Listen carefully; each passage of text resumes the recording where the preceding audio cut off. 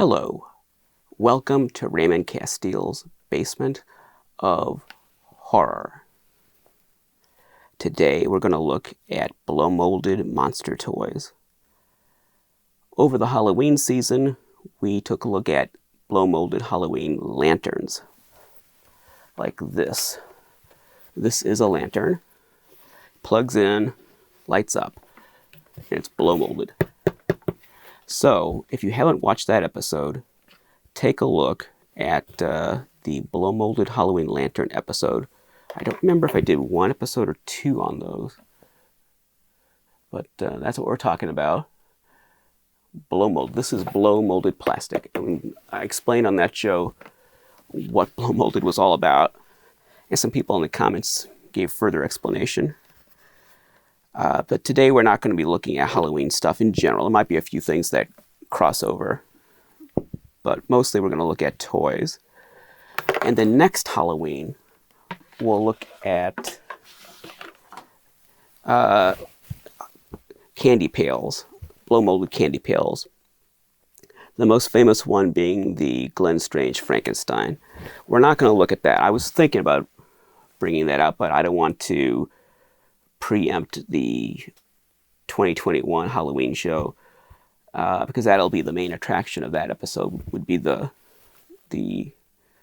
Clinton Toys Frankenstein Halloween bucket. So we'll look at that when we do a whole show just on Halloween buckets.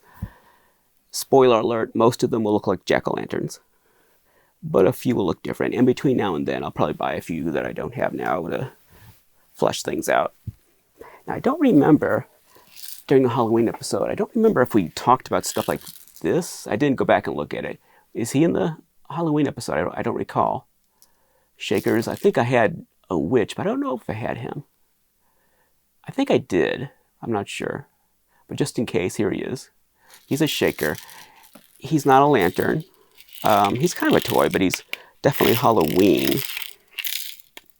This is blow-molded plastic, but it's a much thicker, more brittle kind of blow-molded plastic. But you can see from the little hole there, that's where they injected the plastic in. Well, actually, that's where they injected the air, the hot air in. Because the plastic's like a blob, and then they inject the air into it. So, this is a Halloween shaker. And I think I had him in the episode. I'm not sure, just in case I didn't. There he is now for you to take a look at.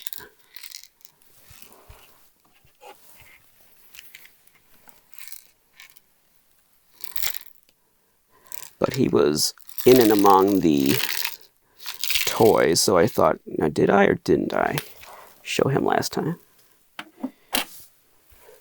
Well, I showed him this time, so there he is. Okay, but now we did an episode on AJ Renzi, and we looked at this. This is one of the holy grails of blow-molded monster toys. This is the AJ Renzi Monstermobile. And this one's unique because it has orange monsters. Most of them don't. Most of them have green, and I think it's like a fuchsia, pink, purple kind of color. But this one has Halloween-style orange monsters. And most of the time, if you see one online that has orange monsters, it's usually repro. Because people do make repros of these monsters, and they do make them in orange. They make them in orange because of this particular example in the photos that I've taken of this one and spread online and popularized the look of this one. And people want orange monsters. But I don't know if anyone, I'm sure somebody does, but I don't know if anyone I know in my circle has a genuine orange monster AJ Renzi Monstermobile. But you can see it's a giant toy. Huge. This is the Cadillac of blow-molded monster toys.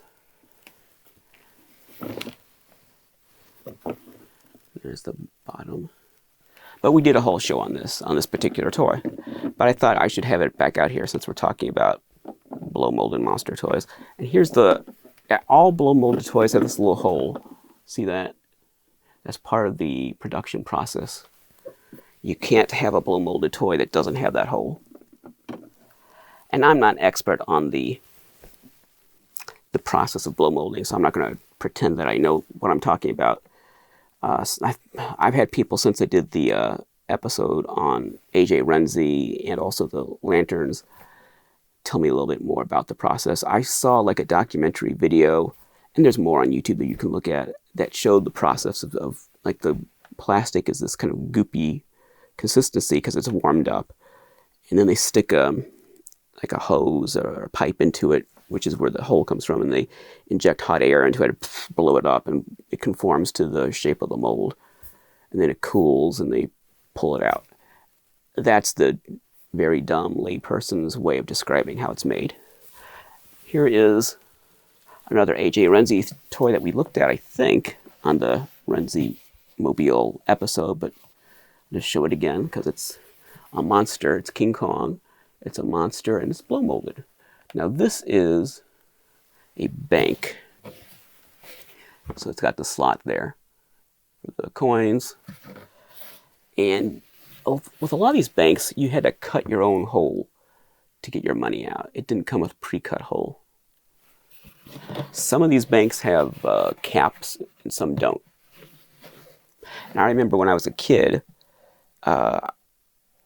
we had the AJ Renzi Planet of the Apes banks. We had a couple of those, and I still have one of them, and I don't know what happened to the other, but we had General Ursus, which is the one I can't find. He's probably sold at a garage sale or something. And we had Dr. Zaius, which is the one I still have.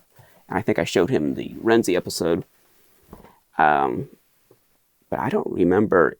See, when we were kids, we had those plastic caps. So we could cut our own hole in these things, and then we'd have a cap we could put in there. I don't know where we got those caps. It seemed like they were just kind of a thing that was around back then. I don't know if they're still around. So, and Renzi made superhero banks and all kinds of other stuff. They made Marvel Comics superhero banks. But this is King Kong. He's a big old bank. And we get a smaller version of him. We'll see in a minute. But I'm just kind of reviewing what we saw last time in the Renzi episode. Now here... Okay, so I wasn't going to show him until I did like an El Santo centric episode. I do have several other Santo toys. He's a Mexican wrestler. And the reason why a monster collector would have Santo toys is because El Santo, the saint, that's what that means. He's the saint. And he's the man in the silver mask. El Santo fought monsters in his movie. So you probably know who Santo is, but in case you don't, he was this legendary Mexican wrestler who he was not only very famous in the ring, but he started making movies. The Santo movies started in the late 50s, but he wasn't in them, or he just had a cameo. He didn't start starring in them until the early 60s. So they made a couple. I think they had somebody else playing Santo, and they had him, the real Santo, in a cameo in one or two movies. But then it was in the early 60s that they really started to make proper Santo movies with the real Santo starring in the movies as the main character. And I don't know how many movies he made. You can Google that, but it was a lot. It was several dozen. Black and white films in the 60s, and switched to color in the 70s, and then went into the early 1980s. I think 1982 was the year he made his final films. And he only lived a couple of years after that. Unfortunately, he passed away. So he was a legend in the ring and also on the screen. He was a movie star. He never took his mask off, so the public didn't know. He's very dusty. I've had him on a shelf for a long time. The public didn't know what he looked like because he was very guarded about his real face. He didn't want the public to know. That was part of his mystique. no one knew what his real face looked like. And shortly before, like a couple of years before he died, he did like a charity thing on TV, and he finally took his mask off for a few seconds and said, "Here I am, this is me." Put the mask back on. So, but his movies that he made are favorites among a lot of monster fans, because he, instead of fighting other wrestlers or gangsters or whatever, which he also did, but very often he fought monsters, and very often they were classic monsters. He fought like different versions of the Frankenstein monster, or various vampires, or Dracula himself, or werewolves, zombies, witches, different incarnations of the devil, aliens, Martians, blob-like aliens, voodoo priests and priestesses, all kinds of pulp fiction type horror or horror adjacent characters. There's one in a wax museum where he's fighting a disfigured scientist who runs a wax museum and does nefarious things in the wax museum. Oh, you've probably heard of the crying woman, La Llorona. There's been a couple of movies about her in recent years. There was several Mexican horror movies about La Llorona, the crying woman, and there was one with Santo fighting the crying woman. He never actually punches her because she's a female character. She's horribly ugly looking. She's like a zombie mummy kind of thing. But he doesn't really directly fight her. He finds a way to neutralize her power, and that's what stops her. So he's basically a superhero, Mexican superhero who fights monsters. He also does, regular sort of, criminal bad guys and spies and other kinds of things, but he's best known for fighting monsters. So in Mexico, and I'll maybe one day I'll just do a Santo show, but there's a lot of blow molded toys like this in general. Blow molded toys are very popular in Mexico, but particularly there's a lot of blow molded Santo toys. And this is a big jumbo one. I have one of these in a package. I'll save that for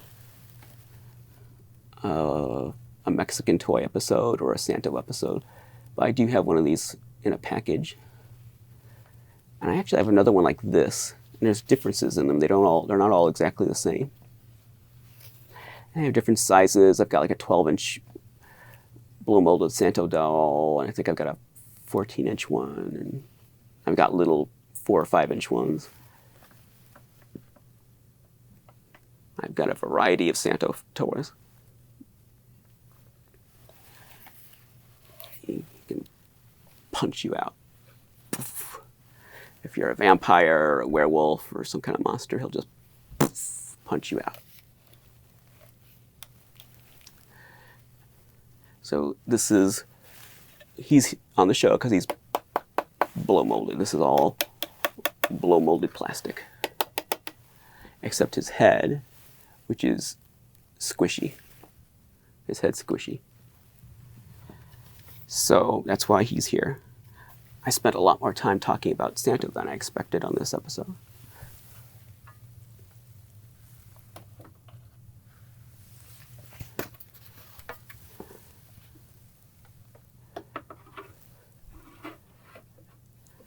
But if you want to get into blow molded toys, a good place to start would be Mexican blow molded toys, because there's a lot of them.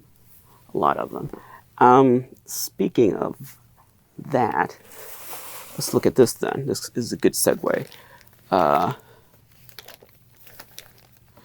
Yeah, it's kind of hard to view him in this bag. So this is a sealed Mexican creature from the Black Lagoon. I used to have one that was out of the bag, but I don't have him anymore. So he's hard to see because he's in a bag. I'm not going to take him out of this bag. It's completely sealed. Very grimy too. He looks like the creature from Revenge of the Creature. He's got chains on his ankles. A little hard to see, but they're there.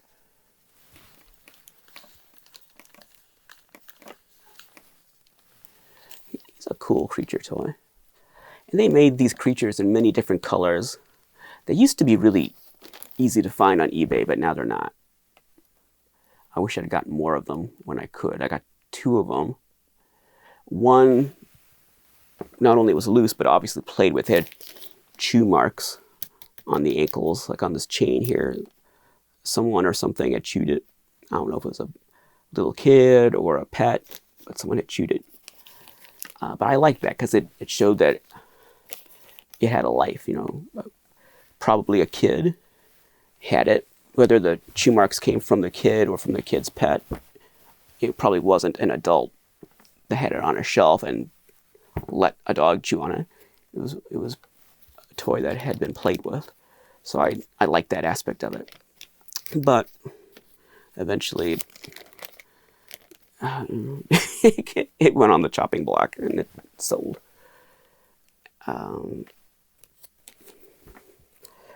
Now, I've never seen one of these with a header card. I've only seen them in these bags, and some of these bags, they don't usually turn up in bags. This is kind of rare to have it in a bag. But of the couple of bagged ones I've seen, some of them have had army men in the bag with the creature, little army men in there. This one doesn't. And I can't really put his arm down because of the way the bag is. It's kind of, it'd mess it up. It's kind of keeping it in that position. I don't want to mess with this bag and rip it. They do stand up. It's not easy to stand them up. If he were not in this bag, he could stand up. The other one stood up on its own. I wish I could get a better view of that face. It's hard to see, I know. Especially moving it around so much. I'm trying to get a good angle, but there is no good angle.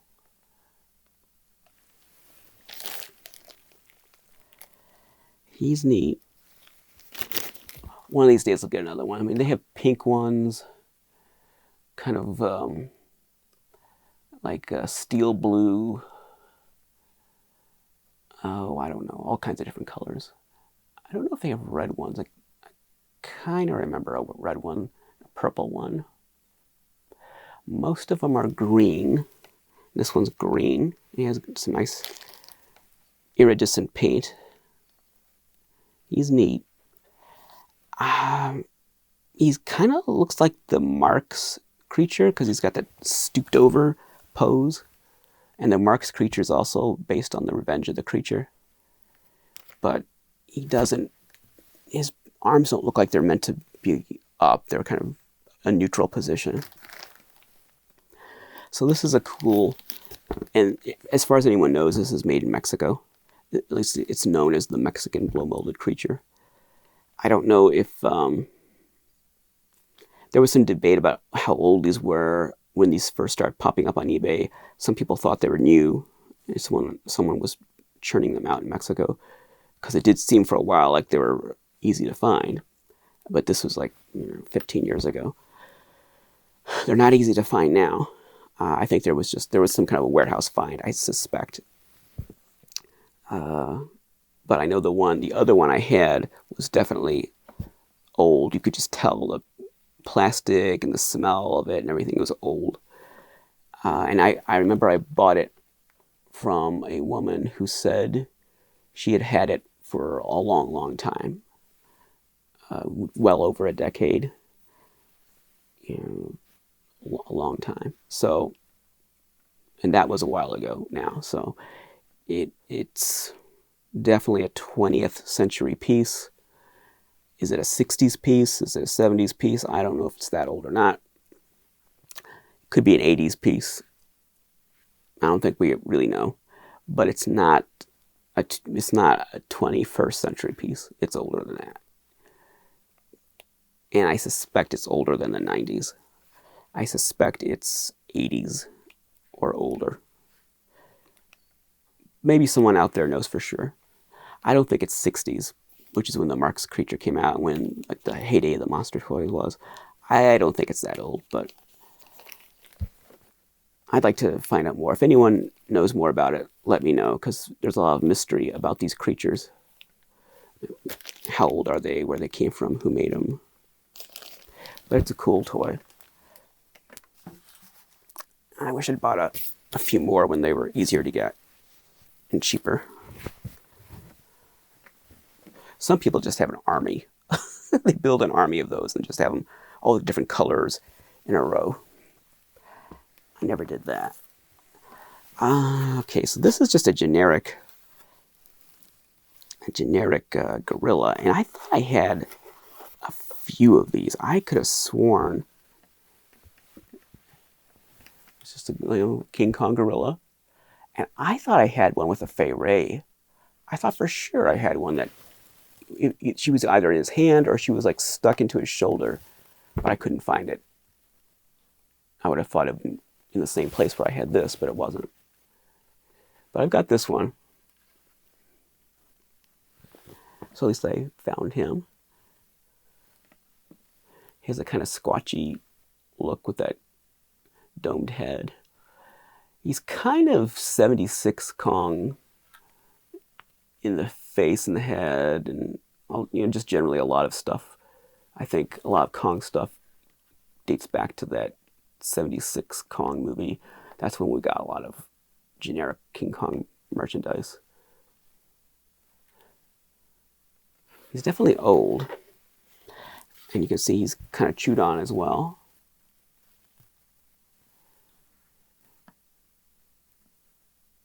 Something's been nibbling on him. Something's been tasty. Something thought he was tasty.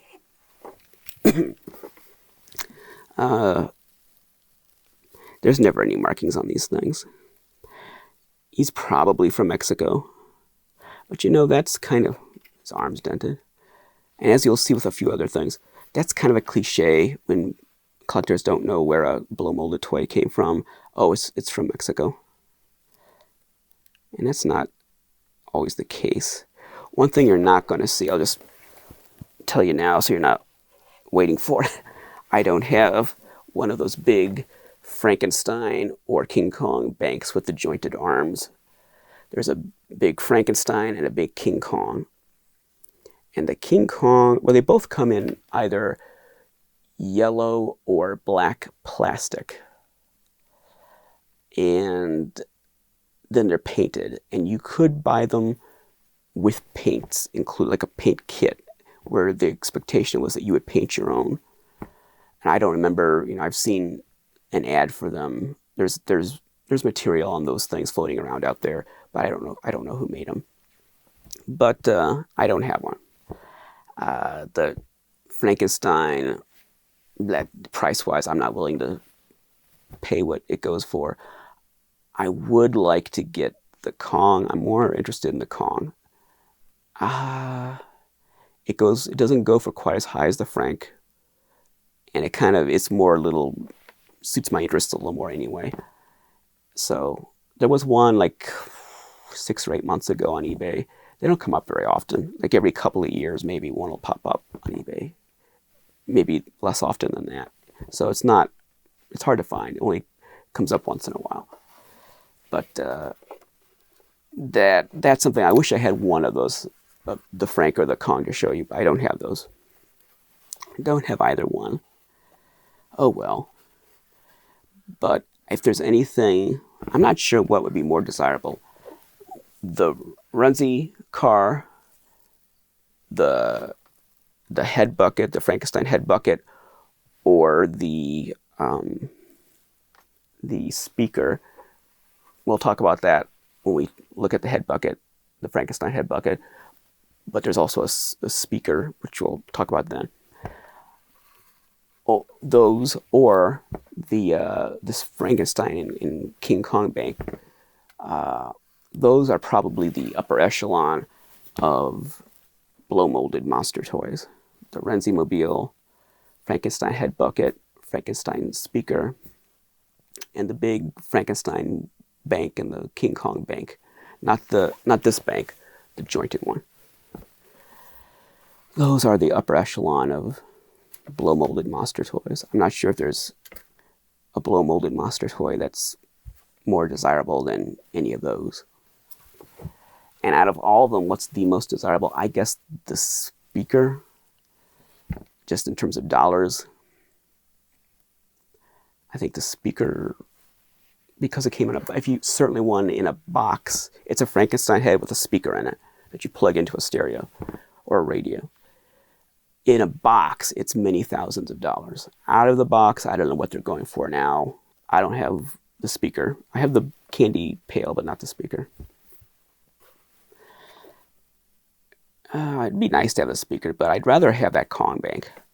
Out of all of the ones I mentioned I don't have, I'd rather have that Kong bank. That would be, as far as blow-molded monster toys, I guess that would be my number one want, would be the big King Kong bank with the jointed arms. Okay. Well, let's take I feel like I'm rambling a little bit, but let's take a little sidebar here. In the Renzi episode, I talked all about AJ Renzi and when that company started. At least I think I did. I hope I did. And in the Lantern episode, I talked about these companies. So let me just go over these companies again. These are companies that made blow-molded toys. Empire Plastics, founded in 1953. And some Empire products also say Carolina Enterprises.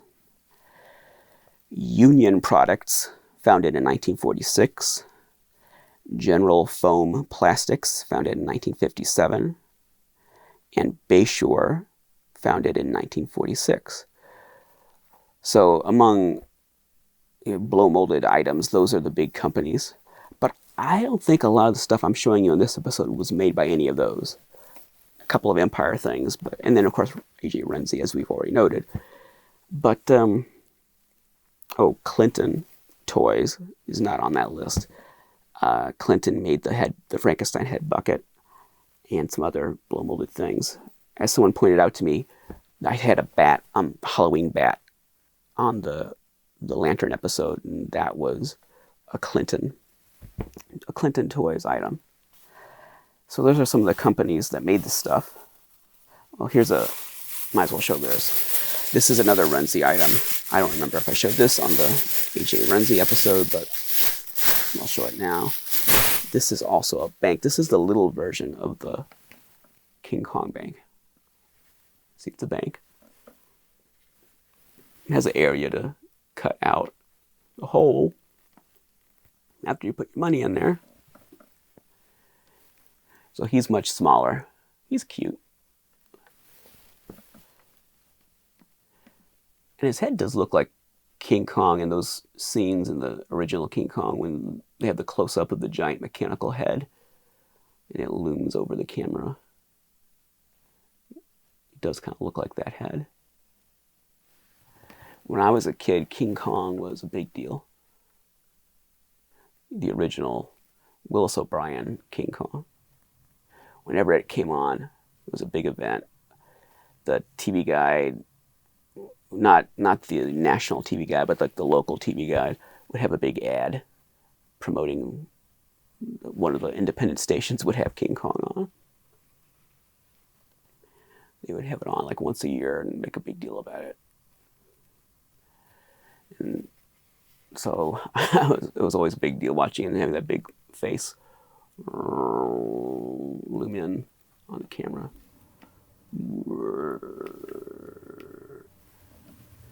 Big mechanical head they built. So there's a lot of King Kong merchandise from the 70s because you had the movie, the 60s and the 70s, but particularly the 70s you had the 1-2 punch of the original still being popular, and then you had the Dino De Laurentiis movie. In 1976, and a lot of, and it was easier to get a license for the RKO one apparently than the Dino De Laurentiis one. I think it was more expensive to license the Laurentiis one, so you had a lot of Kong merchandise in the era of the Laurentiis movie that was actually RKO licensed.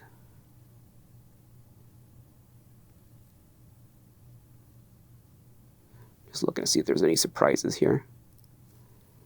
Yeah, it just says AJ Renzi.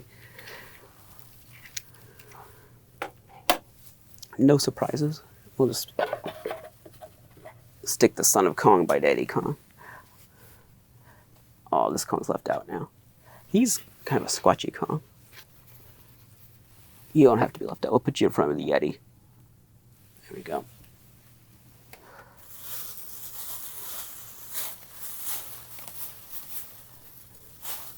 Let's see. Lots of bags. What else do I want to show you? Okay, these are interesting. I don't know who made these. These are dinosaurs. Unfortunately, because I had this camera up too high, I can't really get a good view of all these things standing up.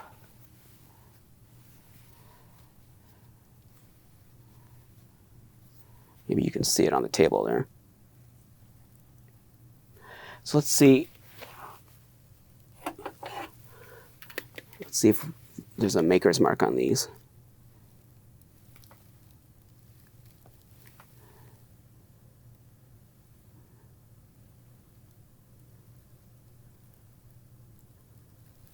I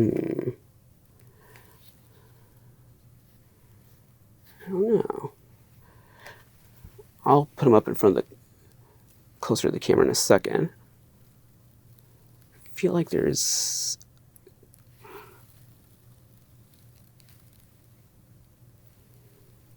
no. Oh, wait a minute.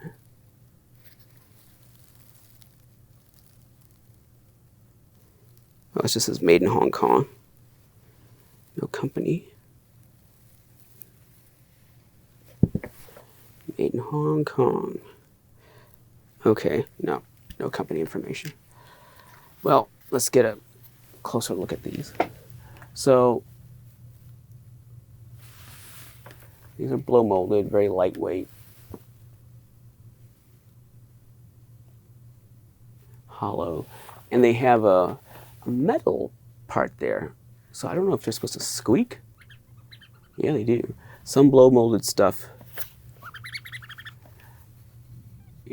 even though it's plastic, it's flexible enough to squeak.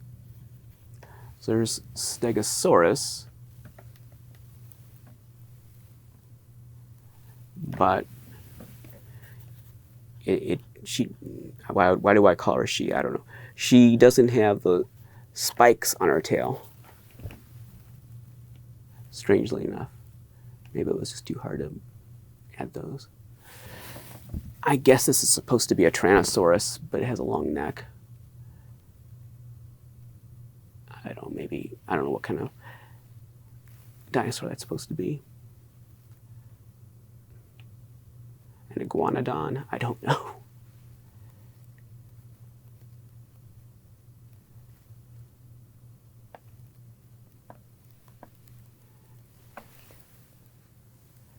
See, you could have, where is he?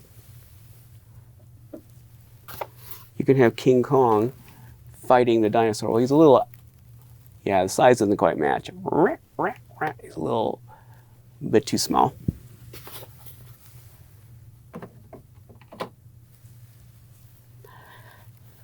This one's different because it's brown. This is a Diplodocus, not a Diplodocus, a Dimetrodon. This is a Dimetrodon. It's kind of small. Oh, well, they're all kind of small, but this one's brown. Someone's chewed on his tail.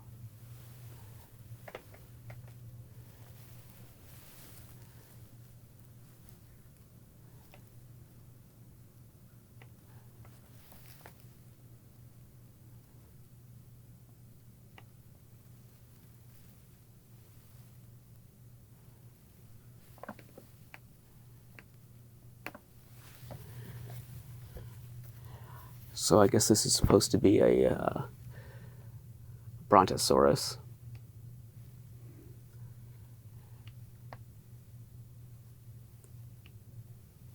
There's a model kit, isn't there, where the Brontosaurus's head is looking back like that? Is that a Lindbergh? I'm not sure. There's a model kit, a very old model kit, where the Brontosaurus, the head is positioned looking backwards like that. So I suspect that's where this pose came from, copying that model kit. I don't know if the camera's really focusing on these little things. They're too small. And they've all got that little metal part to make them squeak. I'm not going to squeeze them too much, but they do still squeak. These all kind of look like that model kit, that series of models. I think it's Lindbergh that I'm thinking of. Very old set of dinosaur models. I had them as a kid. They're about this size. I'd like to have those again. That'd be neat. They're very rudimentary, primitive, crude sculpts. Not exactly like a modern model kit that would reflect modern knowledge about dinosaurs. I wish I had a camera right there to get a nice group shot of these, because they look, just to my eyes, they look nice together. But don't have that. So, I don't know if there's more. I don't know who made them. I don't know if there's more to the set. And this is obviously not a Tyrannosaurus. I mean, I don't know if it's supposed to be taking the place of a Tyrannosaurus in the set, or if there's a proper Tyrannosaurus out there somewhere. If there's a Triceratops or whatever. It would be nice to have more of those if they exist. I don't know if there are more to be had. I don't know. I'll put these right here. Okay, we're getting down to the better stuff. Let's look at this. Now, as I said in previous blow molded episodes, I'm very casual about my blow molded toys. Unlike like action figures and things where I try to know who made them, what year they were made, and give you some background on the company and all that. With blow molded toys, I'm just like, hey, cool, this is fun, I think I'll buy it. Isn't this neat? And that's about it. I don't go into I don't obsess about it. I just say, wow, cool, plastic King Kong, isn't this cool? He looks kind of, has a kind of a Bigfoot-like head. He's kind of neat. He's cool, so I own him. That's about it. I don't really have anything else to say about him. That's how I am with blow molded toys. I'm a lot more casual about the information, the provenance and all that. I'm a lot more easygoing about it. So I can't really tell you about the dates and the companies and everything with these toys. A lot of them, I have no idea. I don't know. I don't know that anybody does with some of this stuff. So here's another example. Here's a big Herman Munster. And he is a bank. He's got a slot. I don't know if he's supposed to be Herman Munster or if he's just, supposed to be Frankenstein. He happens to look like Herman Munster. There he is. He's got that Azrak Hamway color scheme. I like that. But he's obviously Herman Munster. There's the whole toy.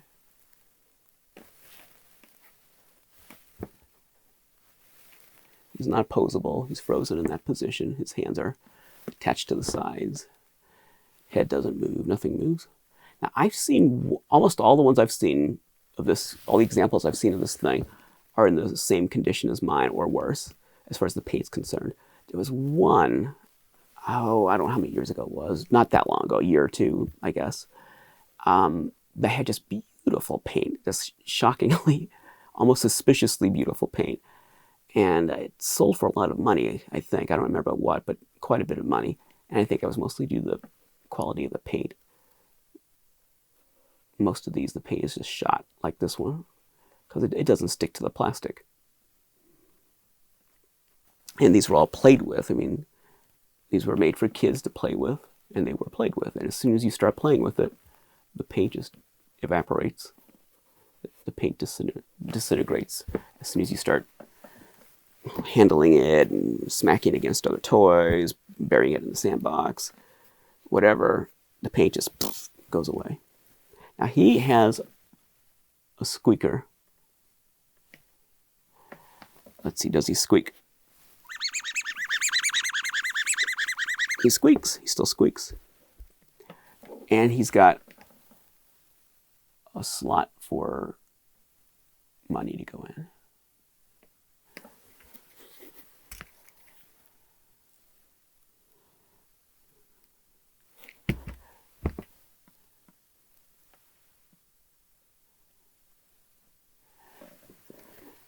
He looks like Herman.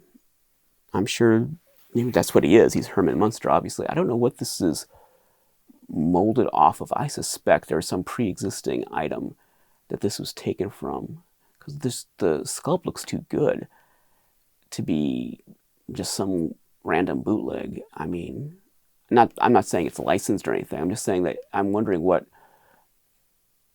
there must have been some licensed official, more mainstream toy that this was copied from.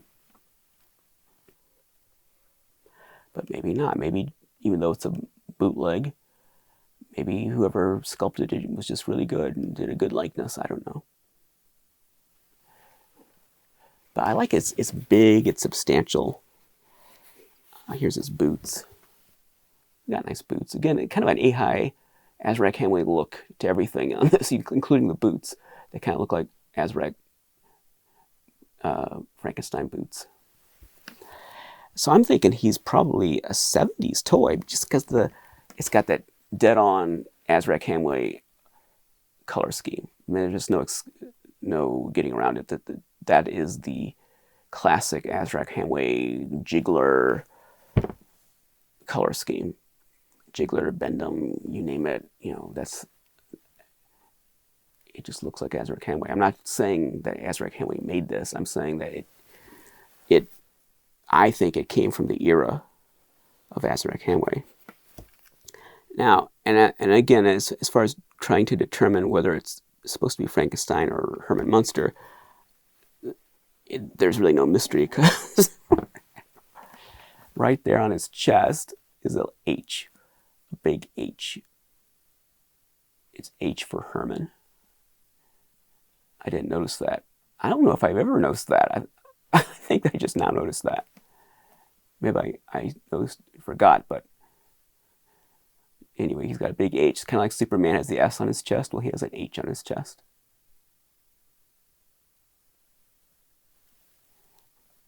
So he's definitely Herman Munster.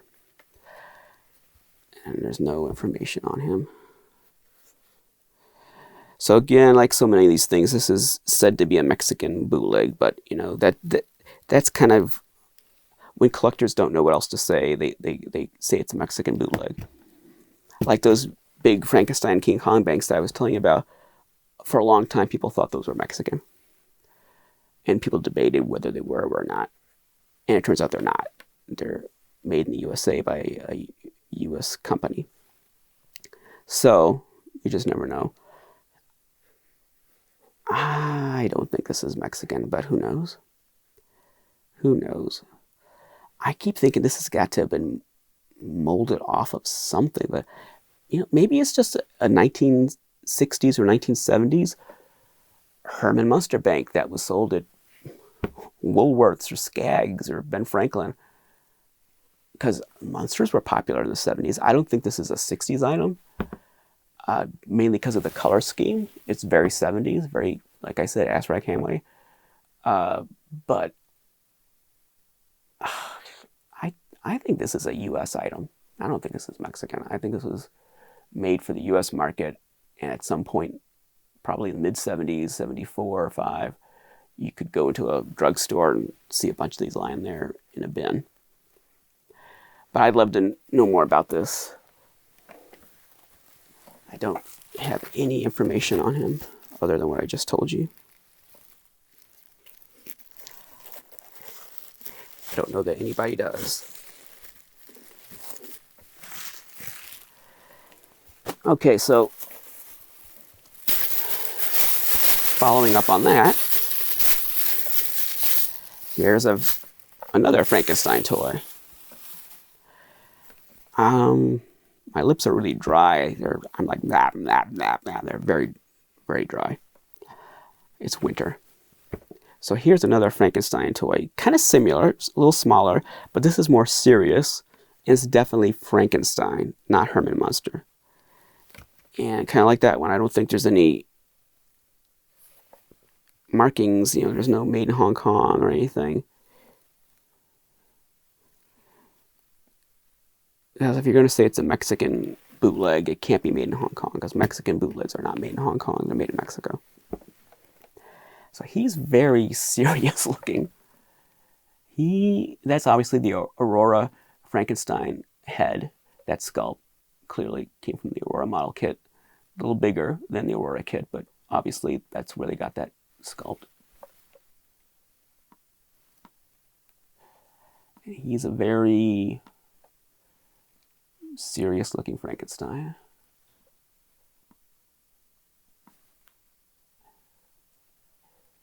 And it's an excellent head. I mean, obviously the Aurora Frankenstein model kit is an excellent sculpt, very iconic, so anything that copies that is going to borrow some of that magic from that original sculpt, whether it's Azaric Hemingway or anything else. The Pez, were the Pez, I don't think the Pez dispensers ripped off Aurora. Weren't they either sculpted by the same guy or they licensed it or something? Maybe I'm just imagining that. I don't know.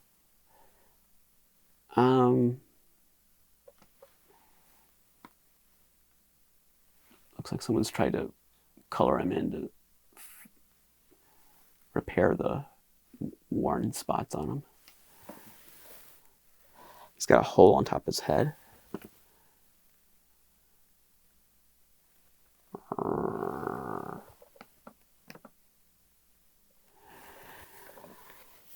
Let's see. These things are usually dented. Yeah, he's got a little dent on the tip of his nose. I don't know if his chin is just dimpled or if that's a dent. I think that's I don't know. It kind of looks like a dimple. I think there's a dimple and a dent. Yeah. Oh, it looks like a bit of a crack. A tiny little crack. So it's a dent. Any other cracks? Don't think so. So he does move his head, yeah. I'm not going to move it too much, but the head does move. That's all I'm going to do. No other paint on him, which is a good thing because it wouldn't survive. I like his hands. Man, there's not like a big F on his chest like the Herman has that H. Nothing like that. His boots are a little more modest. And the whole sculpt is a little more modest, except for that beautiful Aurora head. And yes, he has a squeaker. Does he squeak? No, I'm not gonna try that on him. He's much too rigid. He's made of thick, rigid material. That's not gonna give. If I try to squeeze him, I'll just crack it. No. I guess maybe he was supposed to squeak at some point, but not now. His squeaking days are over. He's very rigid. This plastic is much more rigid than the Herman. I don't know if it's from age or if it was always like that. But if I try to squeeze that, it would just go, or it would have a dent that would never come out. So I'm not going to squeeze it. So who knows where he came from? Is he Mexican? Is it a Mexican bootleg? I don't know. I think it's too easy to call these, if you don't know what else it is, call it a Mexican bootleg. I just think that's a cop-out. Really, it means you just don't know. We don't know what the deal is with this thing. We don't know if it's Mexico, US, what.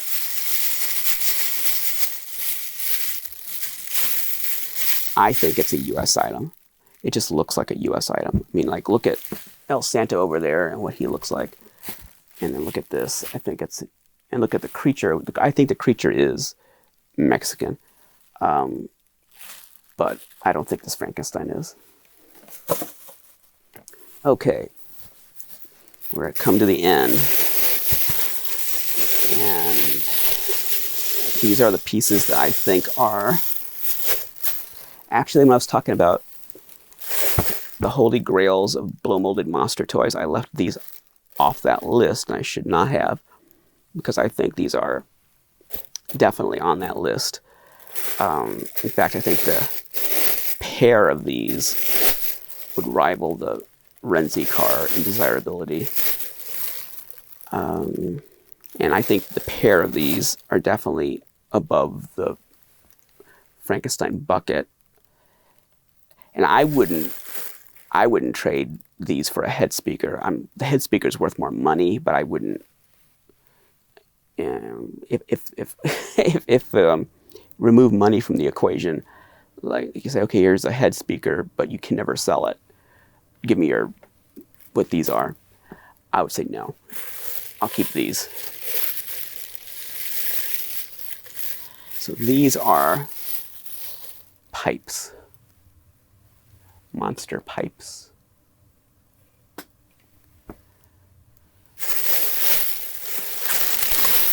Frankenstein and Dracula. You just saw Dracula. This is Frankenstein. Now these are things of beauty. I love these. And I know who made them, but let me just double check in case I'm going senile and I make a mistake. Let me just double check here. Yep, I was right, yeah. Okay, so these were made by Empire Plastics. Empire, so we talked about Empire before. They're very well known for their blow-molded toys. And they're very mainstream kind of a company. So these are fairly mainstream toys. These are not bootlegs or some obscure thing. They're made by a major toy company. I don't know what era they're from, but I'm just going to guess. They look like 70s to me, 1970s. Yeah, I don't think they're 60s. I don't think they're later. I don't think they're 80s. I think they're 70s. But that's just a guess. Is there a date on them? I don't think there is, but let me just double check. It says Empire.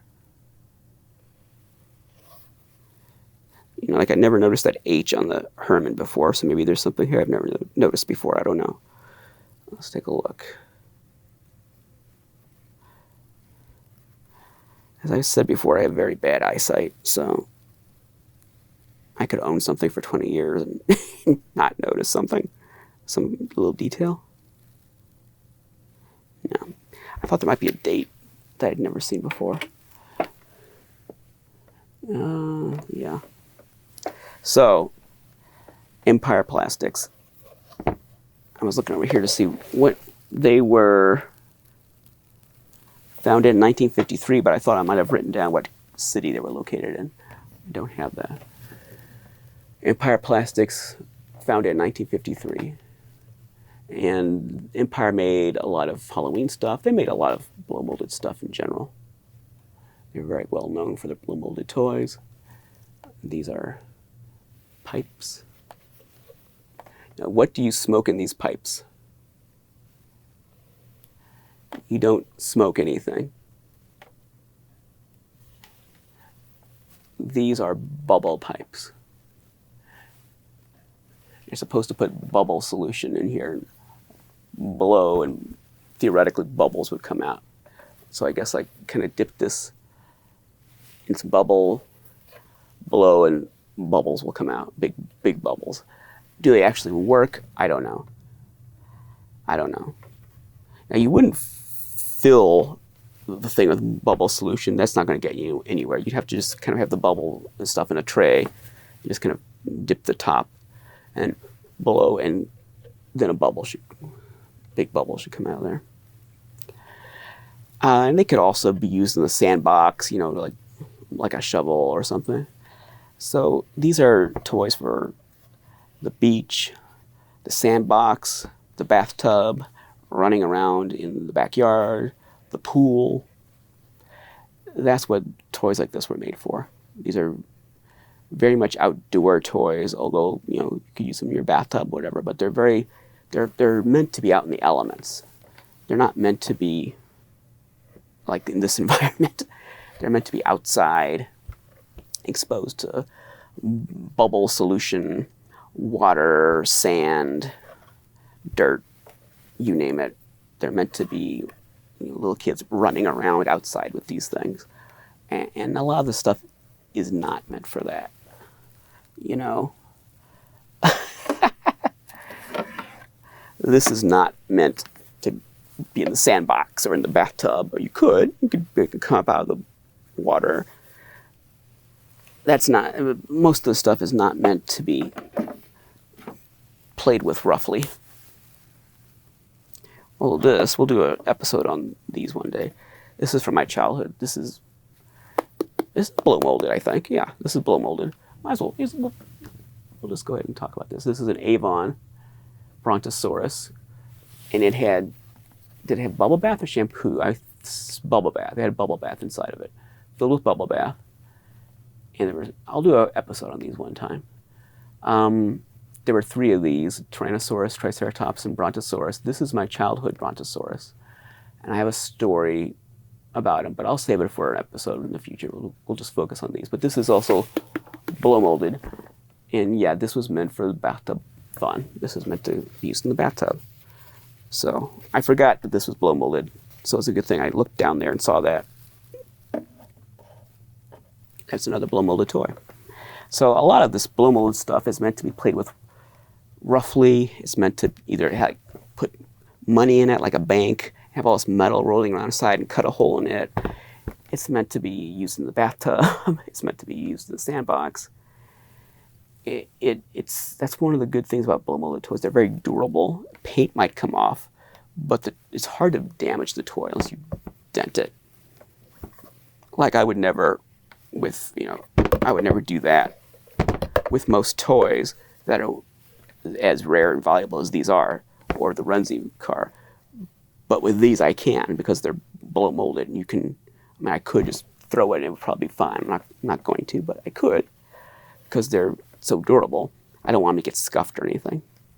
But you can handle them roughly. You don't have to be so careful with them.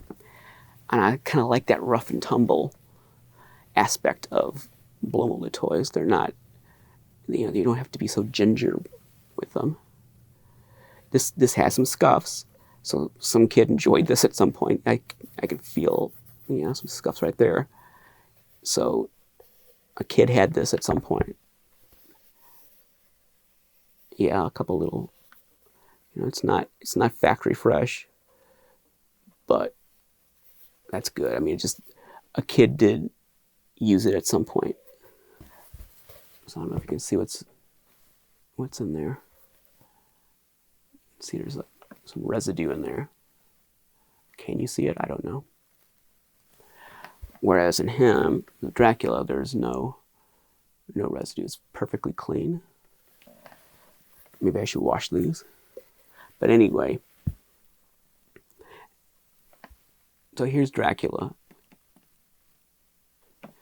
And if you look closely, you can tell that it's not, it's obviously Dracula. It's not pure Dracula. He's got some stitches and things.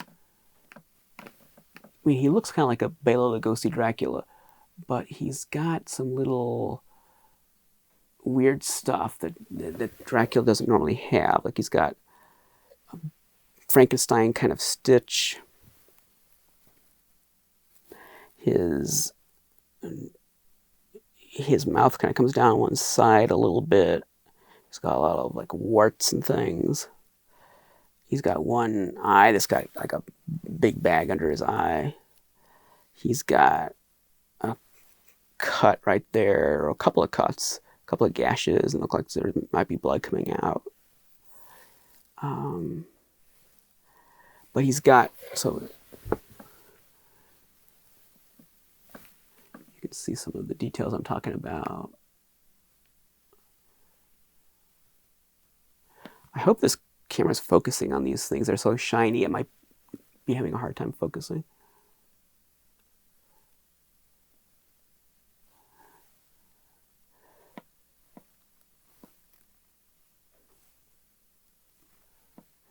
You can see, though, he's got Dracula's collar.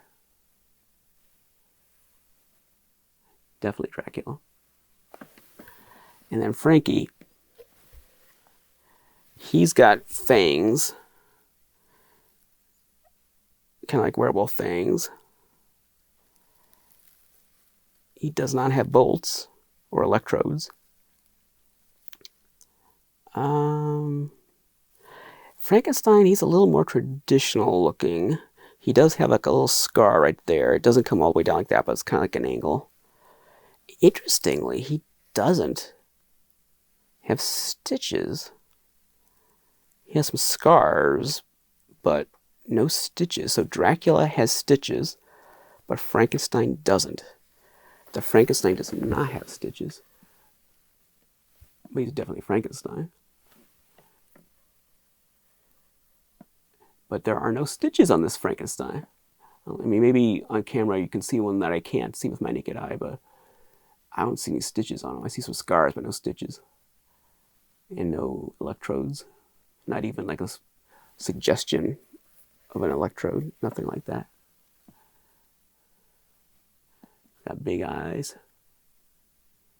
You see he's got those kind of werewolf-like fangs. And doesn't have a collar.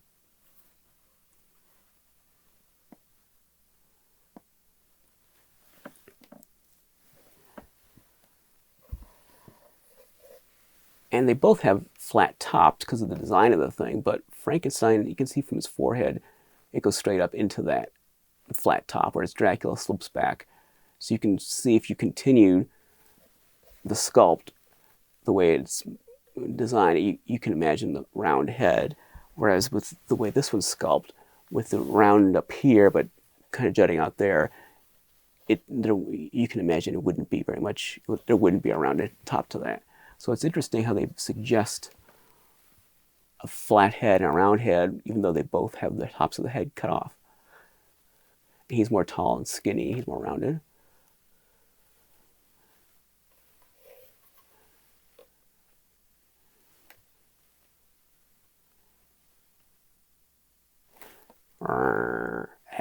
Blah.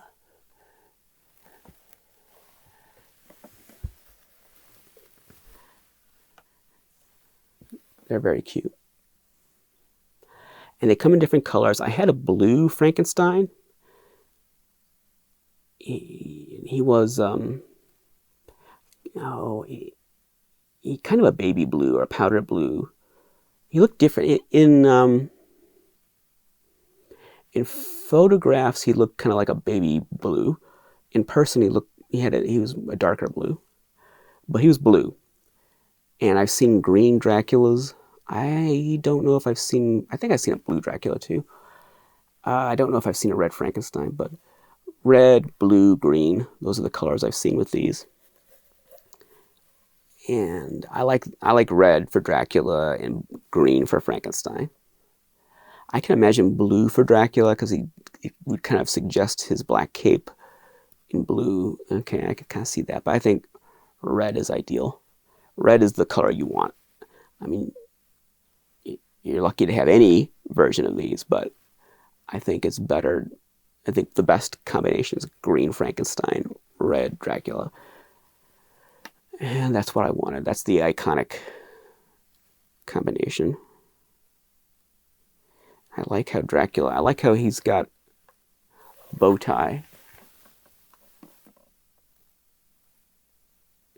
They sculpted a bow tie on Dracula, and so he's got a little chin there. Frankenstein doesn't have anything like that. His sculpt ends at his chin. which again makes his head more elongated and Dracula's head more round in proportion, more human-like.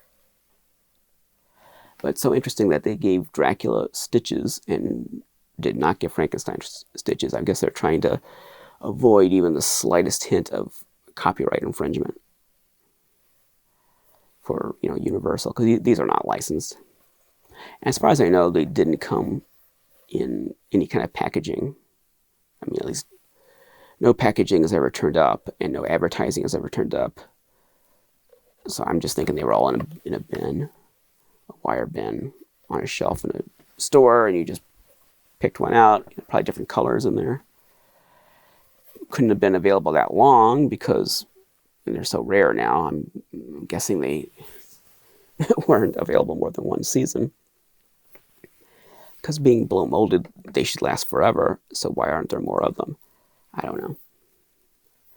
Where do blow molded toys go when they die? I mean, they don't break. So why aren't there more of like these? Or the Renzi car or some of this other stuff? Why aren't there more of these things? Because what do you do with them? Do you throw them in the trash? You're not going to put them in a trash can or a trash bag or whatever. You'd have to just stomp on them to break them or run them over with a car or something. They're not going to break. So why don't we see more of these? Even if they didn't make them very long, there should be more of them. There should be more Renzi cars. There should be more of those big monsters I was talking about. All this stuff that's hard to find, there should be a lot more of it because it's blow mold. What can happen to it? It's not going to disintegrate. It's not going to rot. It's not going to crack apart unless you really abuse it. So it's just a mystery.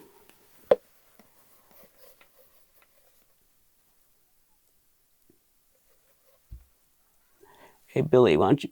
Billy's over here. Billy, you could come over and say hi.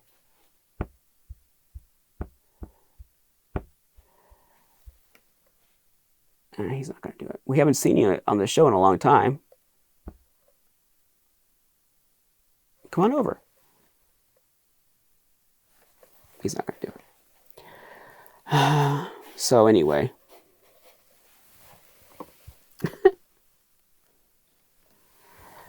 This was the last thing I wanted to show you with these Empire blow molded monster pipes. And I guess these are my favorite blow molded toys. I like the Renzi a lot. I like the Frankenstein bucket.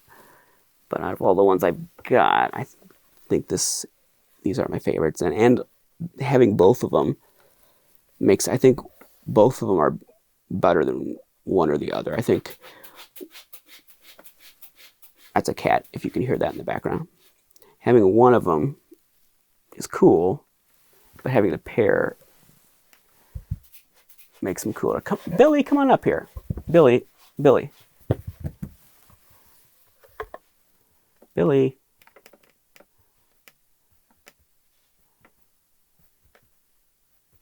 Come on. No, not gonna come. Okay. Disappointing. Now let's put these away.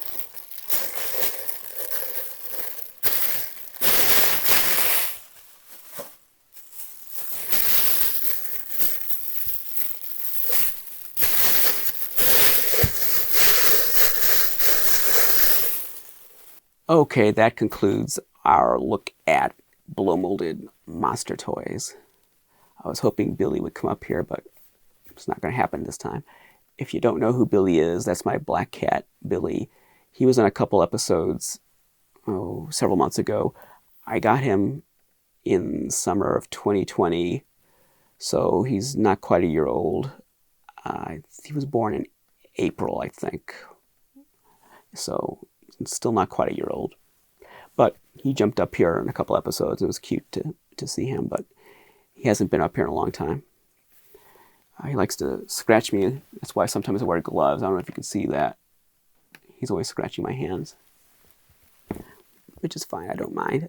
But when I play with him, he scratches my hands. And when you see me with the white gloves, it's probably because Billy scratched my hands up, which is okay. That's fine. So next Halloween, we'll do an episode on candy pails, and that's when we'll look at the Glenn Strange Clinton Toys Frankenstein bucket. And I don't think I'll have a head speaker, but you never know. You never know. But well, at least we'll see the head bucket, and we'll see a bunch of jack-o'-lanterns with holes in the top and handles. But there's a little more variety than that, but it could get a little bit repetitive with the candy buckets because most of them were jack-o'-lanterns. But we'll see if we can inject a little variety into it somehow. All right, I don't think I have any other housekeeping. Last episode, I mentioned the Mego Universal Studios licensed Frankenstein Bride, and that the Frankenstein was Boris Karloff, the sculpt, the likeness, but I wasn't sure about the Bride. Now I can confirm that the Bride is an original sculpt. It's not a reissued MC Toys sculpt. It's a new sculpted for this release. It's not Elsa Lanchester.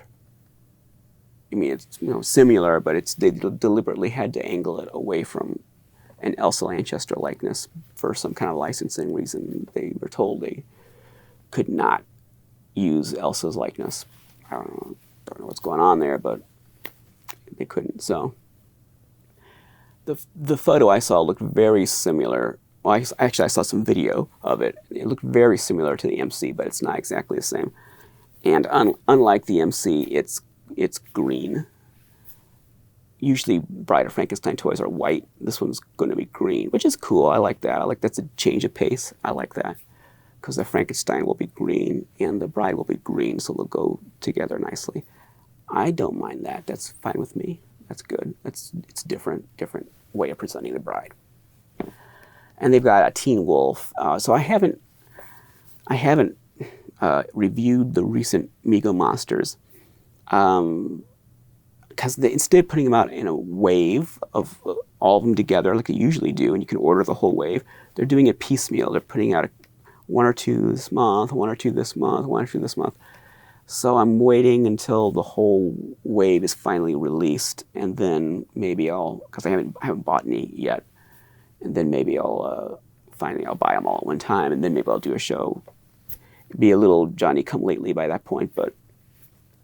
And also, I wanted to see about these Universal toys. If they had gone with reissued MC sculpts, like they did with the Creature, I might have pulled the cord and said, "I think this is my stop. I'll get off here, take an Uber."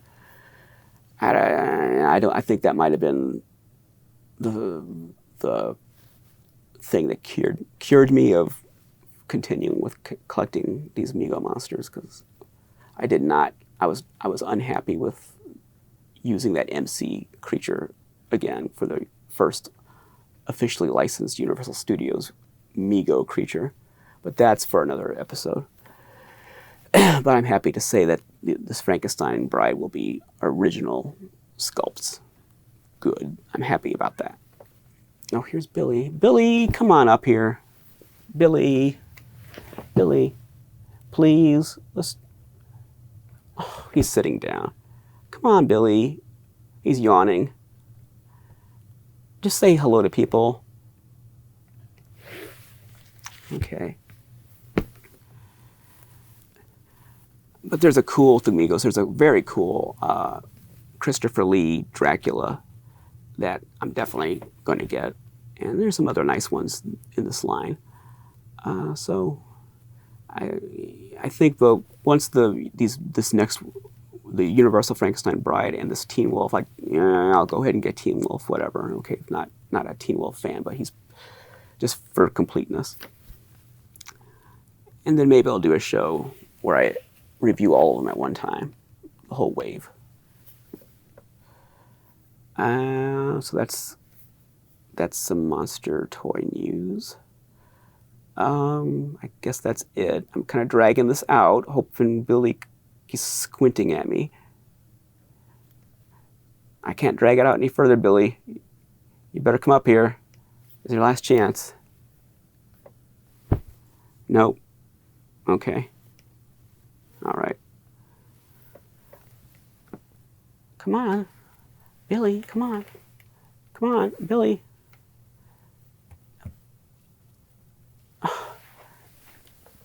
Billy, you want to chew on my Herman Munster? Come on, Billy.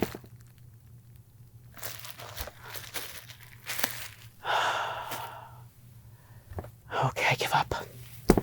All right, that's it. Thanks for watching. Thanks for watching. Until next time, remember, the one who dies with the most toys is dead. Thank you. Bye.